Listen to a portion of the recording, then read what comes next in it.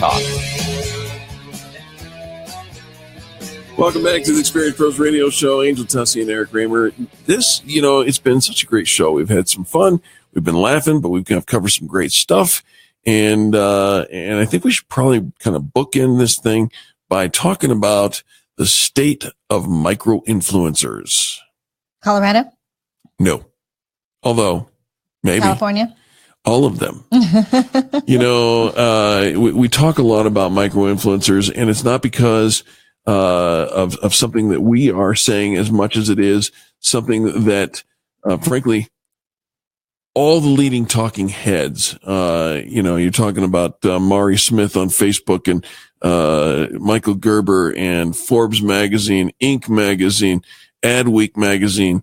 They're all coming out and saying this is the year where we kind of shed the need for the celebrity endorsement. And if you want to move product, if you want to get sales, if you want to see traction, if you want to build business, if you want to accelerate your growth, you got to be a micro-influencer. You've got to be a micro-influencer. And so one of the things is using your social posts to be a little bit more strategic and intentional about who it is that you serve and the benefits that you bring to the community. When we talk about, do you remember learning about keywords on your website? Right? We all had to have searchable keywords, business, entrepreneur, and, the keywords that people were searching for. Yep. And now people aren't so much typing in what they're searching for as they're asking their phones, give me information about this, asking this question, tell me about that. And so it's more voice activated in the keywords, which is why your blogs, your closed captions on your videos are so key in because you can't really create as much kind of in your meta tags and all that, right. All those different keywords as much as you can in more of the content within. Correct. Social media is the same thing, right? You need to talk about the keywords that represent your brand, your target audience, the service, the value that you bring to the community. Stop using pronouns and start using the actual words. Wow. And hashtag them. Because brands are monitoring, right? The big brands are monitoring social conversations all around keywords. They're looking for conversations that include certain keywords.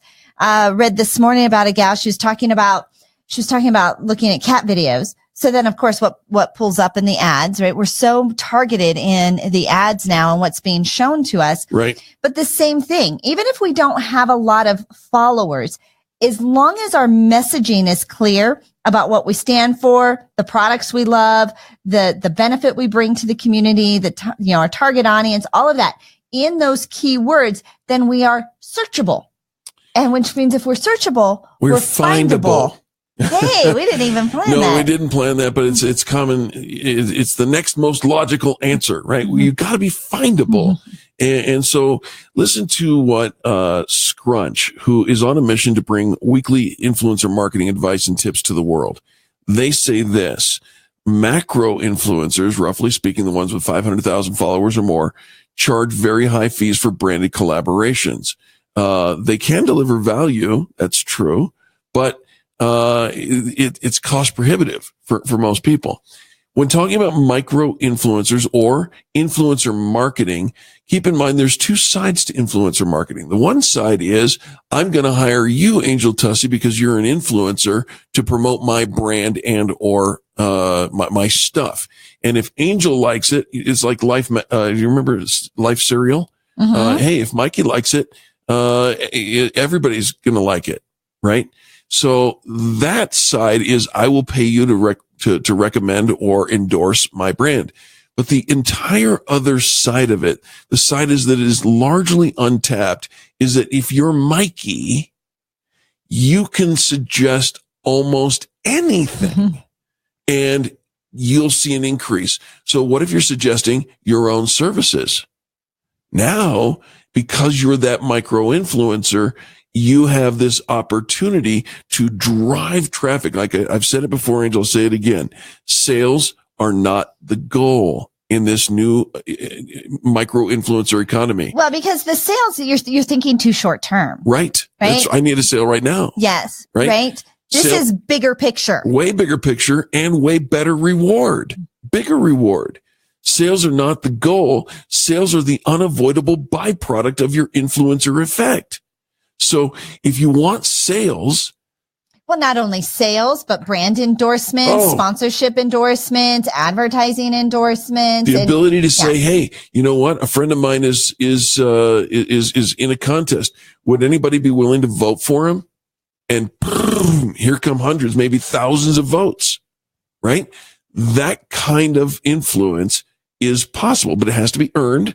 It has to be, it's organic. It's authentic. It cannot be manufactured. You can't say for yourself, you're going to do it.